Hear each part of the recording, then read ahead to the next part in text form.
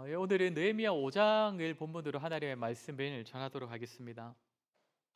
작년 연말부터 이렇게 올 초 이렇게 하면 지나면서 이 느헤미야와 히브리서 말씀을 좀 번갈아 가면서 이렇게 몇 번씩 이렇게 설교를 돌아가면서 하고 있습니다. 히브리서 말씀을 통해서는 이제 예수 그리스도와 또 그리스도께서 우리에게 베풀어 주신 은혜가 무엇인지에 대하여서 우리가 함께 살피고, 또 느헤미야서를 통해서는 그 은혜를 받은 자들의 모임인 이제 교회가 어떠해야 할지를 함께 좀 살피고 있는데, 뭔가 좀 균형을 이루고 있는 것 같아서 좀 좋은 것 같습니다. 물론 이제 본문이 이제 이어지지 않을 때는 조금 헷갈리실 수도 있겠지만, 우리가 대략 한 달 전쯤에 이렇게 느헤미야 말씀을 들었었는데 어느 정도는 기억이 나실 것입니다. 이스라엘 백성들이 성벽을 다시 재건해 갈 때에 끊임없는 대적들의 조롱과 또 어, 멸시의 그런 목소리가 들려왔지만, 이스라엘 백성들은 그러한 조롱을 잘 받아내어 가면서 계속적으로 성벽을 쌓아 올렸다라고 했습니다.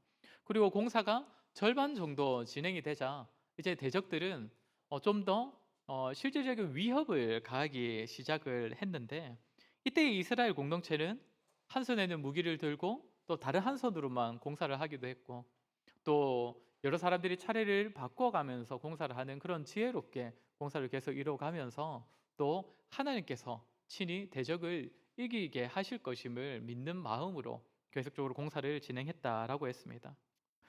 오늘 다시 한번 성벽 재건 공사가 진행되던 가운데 이스라엘에 발생한 문제와 또 그 문제를 이스라엘이 어떻게 또 해결해 가는지를 우리 함께 살피도록 하겠습니다. 이번에는 이스라엘에 어떤 문제가 발생했느냐 하면, 우리 1절을 같이 한번 읽어보도록 하겠습니다. 오늘 본문 1절입니다. 시작. 그때에 백성들이 그들의 아내와 함께 그들의 형제인 유다 사람들을 원망하는데, 어떤 일이 있다고 합니까? 백성들이 크게 부르짖는 일이 있었다라고 합니다. 그런데 끝에 보면 그들의 형제인 유다 사람을 원망하는데라고 합니다. 이번에는 지금 누구 때문에 문제가 발생했다는 겁니까? 예, 유다 사람. 그러니까 한 형제로 부름받은 이스라엘 사람 때문에 괴로운 일이 발생했다라는 겁니다.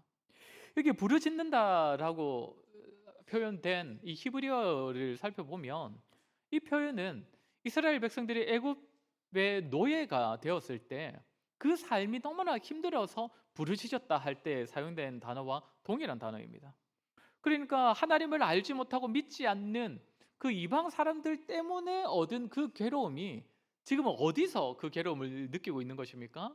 이스라엘 안에서 다른 백성 때문에 그 괴로움을 느끼고 있다라는 것입니다. 성벽을 잘 지어가고 있고 외부의 방해도 나름대로 잘 견뎌가면서 잘 받아내가면서 성벽 공사를 계속 진행하고 있는데, 이때에 또 다른 문제가 발생했는데, 하필 내부에서 이번에는 문제가 발생하고 있더라는 것입니다. 그런데 사실 이런 흐름은 교회에 있어서는 굉장히 자연스러운 흐름입니다. 우리가 사도행전을 예전에 살폈었는데, 사도행전을 보면 4장에는 유대인들이 기독교인들, 그러니까 교회를 핍박하는 내용이 나오고, 5장에 가보면 우리가 잘 아는 아나니아와 삽비라 이야기가 나옵니다. 교회 내부의 일이지요. 그리고 6장에 가보면 히브리파 가부와 헬라파 가부들이 이제 구제를 받을 때 차별되는 점 때문에 또 다툼이 일어나는 그런 내용이 기록되어 있습니다.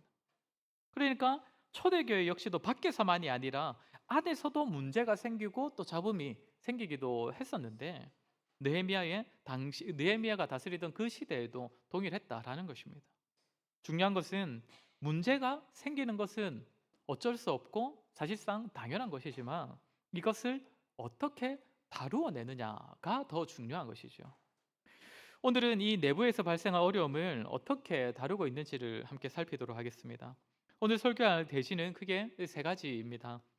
먼저는 당시 이스라엘에 발생했던 문제가 무엇이었는지를 함께 살피고, 두 번째로는 이 문제를 느헤미야와 백성들이 어떻게 다루는지를 확인하도록 하겠습니다. 그리고 마지막 세 번째로는 이 일과 관련하여 느헤미야 개인의 모습이 어떠했는지를 또 함께 확인하도록 하겠습니다. 먼저 이스라엘에 발생한 문제가 무엇이었는지입니다. 사람들이 원망했던, 그러니까 자기의 형제된 자들을 원망한 내용이 이제 2절부터 나오고 있는데, 우리 2절부터 4절까지의 오늘 본문 말씀을 같이 한번 읽도록 하겠습니다. 시작. 어떤 사람은 말하기를 우리와 우리의 자녀가 많으니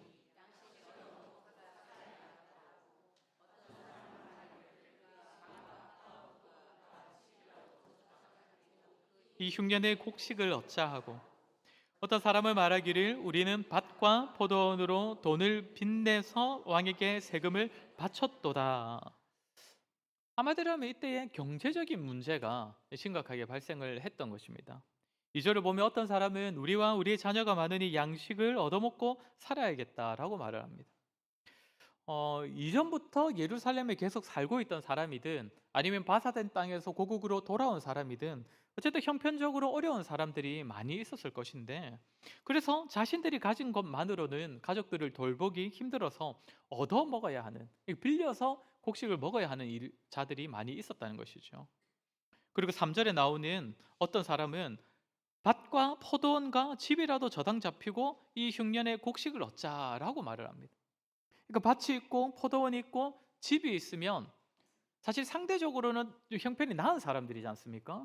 그런데 이 사람들도 하필 이때 든 흉년 때문에 자신들의 재산을 다 저당 잡히고 곡식을 빌려야 하는 그런 형편에 놓이게 되었다는 것입니다. 4절에는 어떤 사람이 우리는 밭과 포도원으로 돈을 빚내서 왕에게 세금을 바쳤도다라고 합니다. 당시 이스라엘을 다스리던 바사라는 나라는 이 세금이 많기로 굉장히 악명이 높았다라고 알려집니다. 잘 아시다시피 페르시아는 다른 나라를 정복하는 전쟁을 굉장히 많이 했지 않습니까? 그러니까 전쟁을 많이 하려면 많이 필요한 게 사실상 돈이지 않습니까? 그래서 이 돈을 자신들의 속국으로 있던 나라에서 굉장히 많은 세금을 거두었었는데, 이스라엘도 마찬가지였기 때문에 바사의 세금을 내기 위해선 빚까지 내어야 하는 그런 형편에 있는 사람들이 많았다라는 것입니다. 그러니까 지금 성벽 재건이 계속 이루어져 가고 있는데, 그것은 좋지만 이때에 경제적인 어려움을 당한 사람들이 많이 있었다는 것인데, 그러나 더욱 궁극적인 문제는 5절에 나오고 있습니다. 우리 오늘 보면 5절 말씀 같이 읽겠습니다. 시작. 우리 육체도 우리 형제의 육체와 같고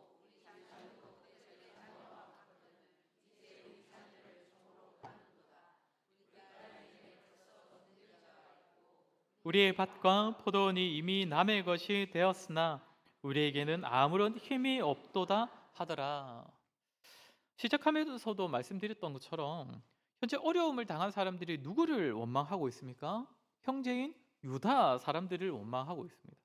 지금 5절에서도 하는 말은 어려운 형편 때문에 우리의 자녀까지도 종으로 팔고 또 빚을 내어서 빚을 갚기 위해서 밭과 집과 포도원을 다 넘겨버렸다 하는데, 누구에게 했다라는 겁니까?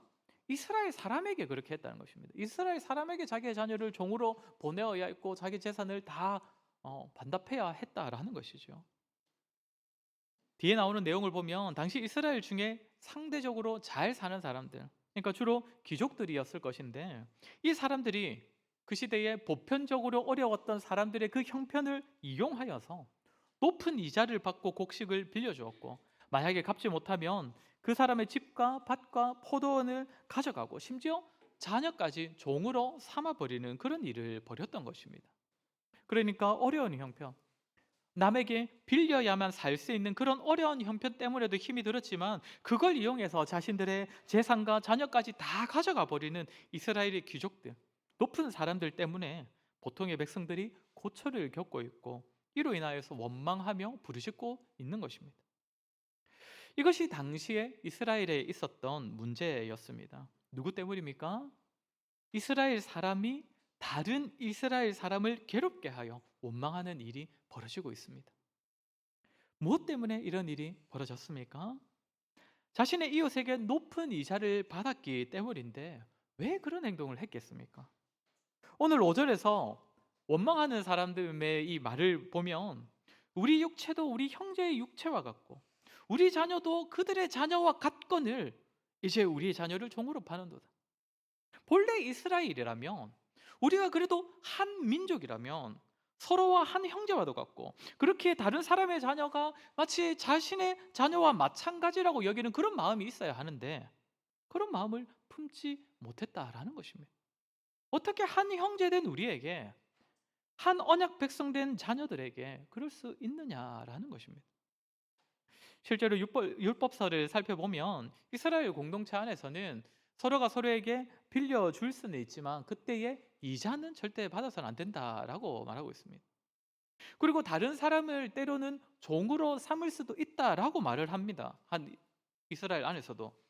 그러나 사실상 주인 된 사람이 그 종이 될 수밖에 없는 그 어려운 형편의 사람을 돌보기 위해서 자기 집에 데리고 사는 것이지, 사실상 종으로 부리거나 또 다른 사람들에게 종으로 팔아버리는, 그러기 위해서 종으로 삼는 것은 아닙니다. 이스라엘은 한 언약 공동체로 부름받았기 때문에 서로에게 보여야 하는 모습은 이러해야 하는데, 다른 형제의 형편과 입장을 마치 나의 것처럼 여길 줄 아는 마음이 있어야 하는데, 느헤미야 당시에 그러지 못했었다라는 것입니다. 사랑하는 성도 여러분, 개혁 신학의 선배들이 정리한 이 교회의 중요한 특성들 몇 가지가 있는데, 그 중에 하나가 무엇이냐면 하나됨입니다. 하나됨. 모든 성도들이 각각의 성도로 존재하지만 또한 그리스도의 몸으로서 한 몸을 이루는 것이 바로 교회 공동체이기 때문에 교회에는 반드시 하나된 모습이 있어야 한다라는 것입니다. 그렇게 우리는 상대방에게 발생한 문제와 그가 겪고 있는 어려움에 대하여서 그 사람의 문제와 어려움이 아니라 우리 자신의 어려움과 문제로 여길 줄 아는 그런 마음이 있어야 합니다. 하나이기 때문에. 느헤미야 시대에는 그러지 못했습니다. 귀족들은 서민의 어려운 형편을 그저 그들의 어려움으로만 여겨서 그 상황을 이용하여서 돈을 벌려고 했습니다. 오늘날 교회 안에서 내부적으로 발생하는 많은 문제의 원인 역시도 하나됨이 부족해서가 아닐까라고 생각됩니다. 상대방의 형편과 입장을 자신의 것처럼 여기는 그런 마음이 있다면 바깥의 문제는 몰라도 적어도 교회 내부적으로 겪는 문제는 많이 해소될 것입니다. 저와 여러분, 교회의 하나됨이 얼마나 중요한지를 기억하여 다른 성도를 마음으로 정말 온전히 품을 수 있는 그러한 저와 여러분이 되었으면 좋겠습니다. 상대방의 상황과 형편을 자기 자신의 것처럼 여겨서 다른 성도의 어려움을 함께 아파할 줄 알고 다른 사람의 입장과 생각에 대하여 충분히 이해하고 공감할 수 있는 그런 모습으로 오늘 우리의 교회를 하나된 교회로 세워가시는 그러한 저와 여러분 되시기를 간절히 소원합니다. 두 번째로 살필 것은 느헤미야와 백성들이 현재 발생한 문제를 해결해 가는 모습입니다. 먼저 우리 6절 7절 말씀 같이 한번 읽도록 하겠습니다. 오늘 보면 6절 7절입니다. 시작.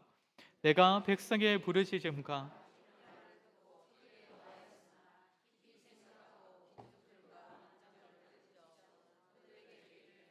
너희가 각기 형제에게 높은 이자를 취하는도다 하고 대회를 열고 그들을 쳐서. 먼저 보게 되는 것은 6절에서 이스라엘에 발생한 문제에 대한 소식을 들은 느헤미야가 크게 노하였다라는 것입니다. 그러니까 느헤미야가 이 문제를 듣고서는 분노했다라는 것인데, 분노라는 감정은 사실 공동체에 안 좋은 것 아닌가라고 우리가 쉽게 생각할 수 있지만 꼭 그렇지만은 않습니다. 잘못된 부분에 대하여서는 때때로 그런 마음을 품을 수가 있어야 합니다. 우리가 잘 아는 것처럼 성경을 보면 하나님께서도 때때로 진노를 표하시지요. 예수님께서도 화를 내셨습니다. 언제 그렇게 하셨습니까? 죄악된 모습을 볼 때, 죄 앞에서 성도와 교회의 완악한 모습이 있을 때 하나님께서도 진노하시고 예수님께서도 화를 내셨습니다. 그리고 하나님과 동일한 마음으로 화를 내는 사람에 대하여는 하나님께서 오히려 그 사람의 마음을 기뻐하셨습니다. 우리가 잘 아는 사람 누가 있습니까? 비느하스. 비느하스는 하나님의 마음으로 질투하여서 다른 사람을 직접 심판했을 때 하나님께서 그때의 전염병으로 이스라엘 백성들을 벌하고 있다가 그 비느하스의 행동 때문에 그 전염병을 그쳐주셨습니다. 현재 느헤미야의 모습이 그러합니다. 현재 이스라엘에 발생한 이 문제는 분명 율법을 어기는 불순종이고 또 언약 공동체에 대하여 마땅히 품어야 할 마음을 품지 않고 있는 모습이기 때문에 그에 대하여서 화를 내고 있는 것이죠. 그래하여 느헤미야가 어떻게 합니까? 7절을 보시면 깊이 생각하고라는 표현이 있습니다. 그러니까 죄와 잘못에 대하여 하나님의 마음으로 진노하는 것은 마땅한 것인데, 그렇다고 해서 느헤미야가 그 감정을 앞세우고 있지는 않습니다. 감정을 앞세우지 않고 상황을 파악하고 어떻게 처리할지를 깊이 생각했다는 것입니다. 그리고는 귀족들과 민장들을 불러서 꾸짖었는데, 7절 마지막을 보면 대회를 열고 그들을 쳤다라고 합니다. 이거 쳤다는 것은 이게 때렸단 말이 아니라 대회를 열어서, 즉 공적으로 이 일들을 처리하고 처분했다라는 것입니다. 현재 발생한 이 문제는 한 사람만 잘못하고 있는 것이 아니라 언약 공동체 안에서 보편적으로 지금 발생하고 있는 일이기 때문에, 대부분의 귀족들이 이 일들을 벌이고 있기 때문에, 그리고 이로 인한 가해자와 피해자가 다 다수이기 때문에 공적인 질서로 이 문제를 처리했다는 것입니다. 그리고 이때 느헤미야가 이 사람들을 꾸짖은 내용이 좀 구체적으로 8절부터 나오는데, 우리 8절 말씀 같이 읽어보겠습니다. 오늘 보면 8절입니다. 시작. 그들에게 이르기를 우리는 이방인의 손에 팔린 우리 형제 유다 사람들을 우리의 힘을 다하여 도로 찾았거늘 너희는 너희 형제를 팔고자 하느냐? 더구나 우리의 손에 팔리게 하겠느냐 하매 그들이 잠잠하여 말이 없기로. 우리는 이방인의 손에서 우리 형제 유다 사람들을 찾았는데, 힘을 다하여 도로 찾았다. 당시 느헤미야를 비롯하여 여러 사람들이 바사의 포로된 땅에서부터 그 포로된 자들을 모아서 데리고 왔지 않습니까? 그리고 와서는 다시 성벽을 세워가면서 흩어져 있던 자들을 다시 이 예루살렘으로 모으는데 힘을 썼습니다. 그에 반하여서 너희는, 그러니까 이 문제를 일으킨 사람들에 대해 뭐라고 합니까? 너희는 형제를 형제로 여기지도 않고 오히려 종으로 팔아버렸느냐? 너희들의 한 행동은 우리가 했던 일과는 정반대다. 우리가 교회를 위해 이 언약 공동체를 다시 모으기 위해 힘썼는데 너희는 그것을 다시 다 되돌려 버리는 그런 짓을 하는 것이다 라고 꾸짖는 것이죠. 그리고 9절에 보면 이제 여기 핵심적인 내용이 나오는데, 9절을 같이 읽도록 하겠습니다. 시작. 내가 또 이르기를 너희의 소행이 좋지 못하도다. 우리의 대적 이방 사람의 비방을 생각하고 우리 하나님을 경외하는 가운데 행할 것이 아니냐. 여기에 느헤미야가 권면하는 말의 핵심이 있습니다. 너희가 한 행동은 좋지 못하다. 지금 좋지 못한 행동이다 말을 하고 있는데, 그냥 보기 안 좋았다 의미가 아니지요. 여기서 좋다라는 이 표현되는 이 히브리어는 우리가 잘 아는 토브라는 단어입니다. 제가 자주 말씀드렸던 건데, 언제 쓰인 단어입니까? 하나님 보시기에 좋았더라, 하나님 보시기에 선하다라고 할 때 쓰이는 단어가 항상 이 토브라는 히브리어입니다. 그러니까 근데 토브답지 못하다 이 말이잖아요. 무슨 의미겠습니까? 지금 이스라엘의 한 행동은 하나님 보시기에 좋지 못한 행동이다. 즉 성도답지 못한 행동이다라는 것입니다. 그리고는 우리의 대적 이방 사람의 비방을 생각하고라고 합니다. 이방 사람들에게 비방을 들을 행동이다라는 것입니다. 이스라엘 백성들은 하나님께서 이 땅에 두셨을 때에 이들이 거룩함으로 본이 되어서 이방에게 복음의 빛이 되고 이방의 빛이 되어야 하는데, 어떤 지금 모습을 보인 것입니까? 이방의 비방을 얻을 짓을 한 것이다. 그리고는 마지막 부분에는 우리 하나님을 경외하는 가운데 행할 것이 아니냐. 너희가 뭔가를 선택하고 행동할 때에는 반드시 마땅히 하나님을 경외하는 마음으로 했어야 하는데 너희 행동은 그렇지 못한 것이다. 우리는 하나님의 언약 백성이기에 하나님 앞에서 떨리는 마음으로 무언가를 행동하고 선택해야 하는데 너희는 그러지 못했다라고 꾸짖는 것입니다. 결국 느헤미야가 지금 꾸짖으면서 권면하는 말은 너희는 성도답지 못했다. 그리하여 이방 가운데 거룩함으로 본이 되어야 할 너희가 오히려 이방에서 비방을 얻을 존재가 되었다. 우리는 하나님을 경외하는 모습으로 행하여야 할 것이다 라고 말하는 것입니다. 이러한 느헤미야의 꾸짖음과 권면을 받은 귀족들은 전혀 반항하지 않고 기꺼이 순종하여 받은 것들을 다 되돌려 주었고, 이로 인해 13절 마지막엔 백성들이 함께 하나님을 찬양하며 이 일이 마무리가 됩니다. 사랑하는 성도 여러분, 이 당시 발생했던 문제는 성도답지 못한 것으로 인함입니다. 성도로서 하나님을 경외하는 마음을 가졌었다면 이런 잘못을 저지르지 않았을 것입니다. 당시 이스라엘의 귀족들 중에 적지 않은 사람들이 이러한 잘못된 행동을 하였고, 공적으로 다루어야 할 만큼 부자들과 그 귀족들 사이에서는 보편적으로 행했던 일입니다. 높은 이자를 받아서 다른 사람의 재산과 땅을 가져오는 것. 어떤 의미겠습니까? 아마도 당시 이스라엘 백성 중에 귀족들, 부자들은 자신들이 그렇게 행동을 해도 당연히 괜찮다고 여겼을 것입니다. 빌려줄 때 이자를 취하고 못 갚으면 내가 손해를 봐서는 안 되니 상대방의 집이나 재산을 가져오는 것, 안 되면 사람이라도 종으로 취하는 것. 그것을 당연시 여겼을 것인데 왜 그랬겠습니까? 당시 이스라엘은 아수르, 바벨론, 바사를 거치면서 오랫동안 이방 나라들의 속국이 되어 있었기 때문에 그 이방 사람들이 어떻게 살았는지를 보고 경험했을 것입니다. 그런 가운데 이방 사람들이 어떻게 불을 쌓고 땅을 넓히는지를 옆에서 다 보고 배웠을 것이고, 시간이 지나자 그런 방식은 이제는 이스라엘 안에도 보편화되었던 것입니다. 강대국에 가보니까 잘 사는 나라는 전부 다 그렇게 하더라. 저렇게 하니 쉽게 돈을 벌고 땅을 쉽게 넓히더라. 우리도 그래 해도 되지 않겠느냐? 딱히 잘못된 것은 아닌 것 같은데. 그러나 언약 백성이 기억해야 하는 것은 무엇입니까? 성도다움이라는 것은 하나님의 백성으로서 하나님을 경외하는 삶을 산다는 것은 세상의 수준을 훨씬 뛰어넘는다는 것입니다. 세상이 마땅하다고 여기고 세상이 괜찮다고 말하더라도 성도는 결코 해서는 안 되는 일들이 있는 것이고, 세상이 다 하지 말라고 해도 성도는 반드시 해야 하는 일이 있습니다. 그것이 성도에게 요구되는 하나님께서 요구하시는 수준입니다. 앞서도 말했지만 언약 백성끼리는 절대로 서로에게서 이자를 받아서는 안 됩니다. 또 자신이 가난한 자를 보살펴 주려는 목적이 아니면 이웃을 함부로 종으로 삼아서도 안 됩니다. 이것이 구약시대 가난한 자들을 대하는 언약 백성의 마땅한 모습입니다. 세상의 수준을 훨씬 뛰어넘는 것이죠. 세상과는 생각하는 차원이 다른 것입니다. 우리는 예수님의 산상수훈의 가르침도 잘 알고 있지 않습니까? 거기 보면 성도에게 요구되는 삶은 다 세상 사람들의 기준과 상식을 뛰어넘습니다. 오른편 뺨을 때리는 사람에게 왼편도 돌려대라라고 말하고 있고, 오리를 억지로 가게 하는 사람과 심리도 동행해 주라라고 하고, 원수들과 또 자신을 박해하는 사람까지도 사랑하라라고 예수님께서 말씀하십니다. 왜 그렇습니까? 너희를 사랑하는 자만을 사랑하는 것은 이방인들이나 하는 것이고, 하나님을 닮은 온전함은 그 수준을 뛰어넘는 것이기 때문이다라고 예수님께서 가르침을 주십니다. 사랑하는 성도 여러분, 교회 공동체에게 또 교회를 구성하는 저와 여러분에게 요구되는 수준이 바로 이러합니다. 세상의 평가 기준을 뛰어넘는 수준입니다. 넌 왜 그렇게 바보같이 착하게 사냐? 왜 바보같이 의롭게만 사냐? 그렇게 살면 안 피곤하냐? 손해보지 않느냐?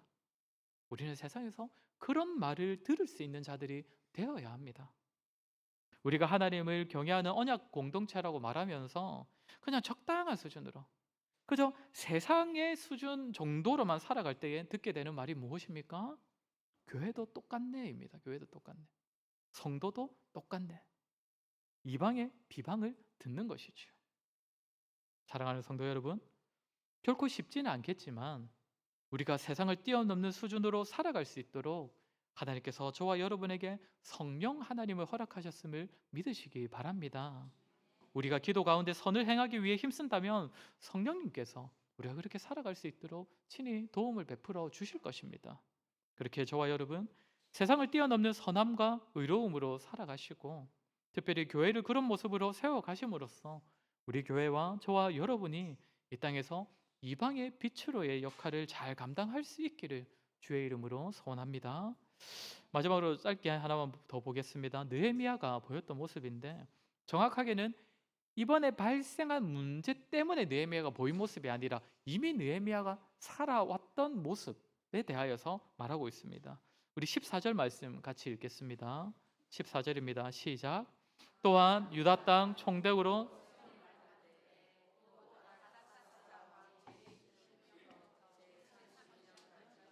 12년 동안은 나와 내 형제들이 총독의 녹을 먹지 아니하였느니라. 느헤미야가 예루살렘으로 돌아왔었던 때가 아닥사스다 왕 제20년이기 때문에, 그러니까 돌아왔던 그때부터 12년 동안 어떤 모습을 보였다고 합니까? 총독의 녹을 먹지 않았다라고 합니다.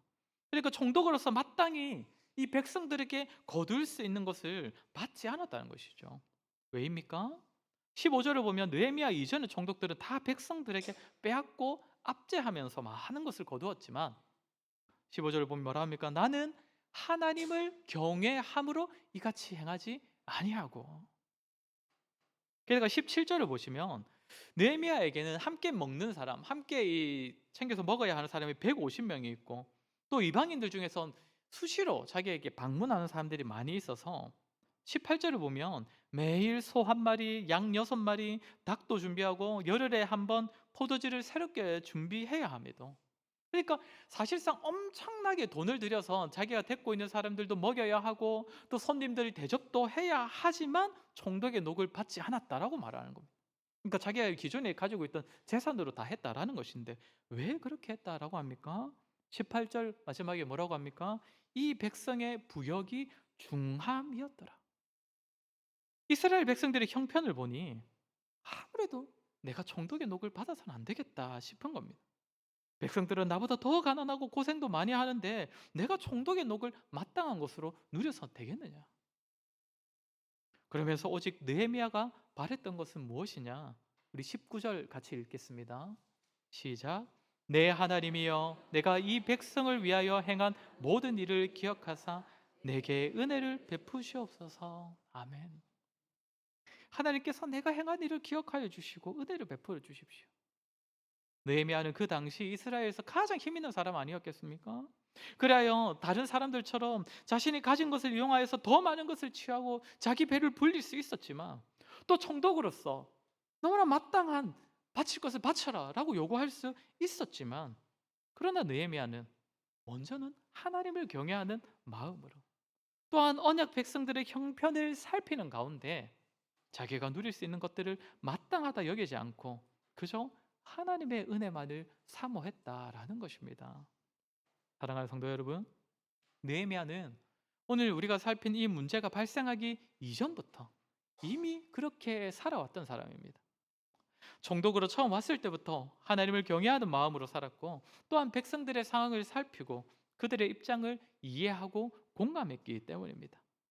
무엇보다 사람에게서 얻는 것보다 하나님의 은혜를 더욱 사모했기 때문에 자신의 유익을 우선하지 않고 언약 백성들을 돌보는 삶을 살았던 것입니다. 저와 여러분에게도 이러한 모습이 있었으면 좋겠습니다. 사람에게서 얻는 것이 아니라 하나님의 은혜가, 하나님의 돌보심과 채우심을 가장 귀하게 여기는 가운데 하나님 앞에서 정직하게, 또한 지체들의 형편을 살피며 또 돌보는 삶을 살았으면 좋겠습니다. 그리고 그렇게 살아갈 때에도 하나님, 그저 하나님께서만 알아주시면 됩니다. 하나님께서 저의 행위를 기억하여 주시고 그에 합당한 은혜를 허락해 주십시오. 그런 고백이 있었으면 좋겠습니다. 저와 여러분, 오늘 들은 말씀처럼 우리 교회 안에도 또 성도들 안에도 언제든지 문제와 어려움이 발생할 수 있을 것인데, 그때에 서로를 자신처럼 여기는 그런 하나된 모습으로 정말 그 어려운 문제들을 이겨내고, 또한 세상이 요구하는 수준보다 더 높은 차원의 사랑과 섬김의 본을 보이시고, 또 무엇보다 하나님의 은혜를 사모하심으로써 우리 교회와 성도들을 그 어떤 어려움과 문제 앞에서도 굳건히 지켜가시는 저와 여러분 되시기를 주의 이름으로 간절히 소원합니다. 이제 말씀을 기억하며 같이 기도했으면 좋겠습니다. 우리도 참 교회 안에 발생하는 문제들을 볼 때에, 또 성도들이 겪는 그런 어려움들을 볼 때에 하나님을 경외하는 마음과 또 이웃을 오롯이 사랑하는 마음으로 교회의 하나됨을 지켜가게 하여 주시옵소서. 교회 안에서 정말 이 세상이 말하는 수준보다 더 높은 그리스도의 법을 따라 살고, 또 서로를 그리스도의 마음으로 섬기게 하셔서 그 어떤 문제와 어려움 앞에서도 우리의 교회를, 또한 다른 성도들을 지키는 삶을 살아가는 우리가 되게 해달라고 우리 이 시간에 들은 말씀을 기억하며 우리 같이 한번 기도하도록 하겠습니다. 기도하겠습니다.